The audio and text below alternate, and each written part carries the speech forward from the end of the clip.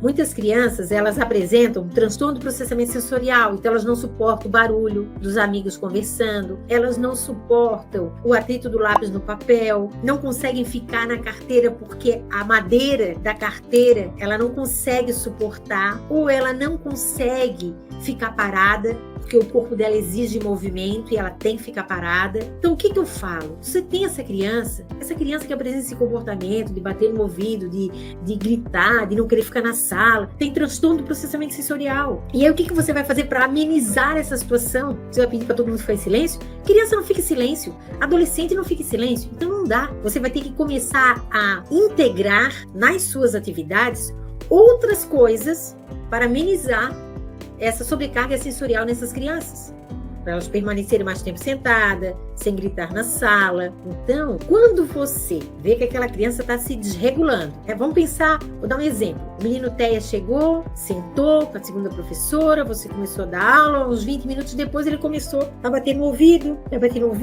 vezes a bater no corpo, bater no ouvido, e aí começou a chorar, já começou a gritar, já começou a andar pela sala desesperado, bater com o pé na porta. Uma situação até que é comum essa situação, e você não sabe o que fazer. Então, assim, o que é integrar alguma estratégia de estimulação sensorial?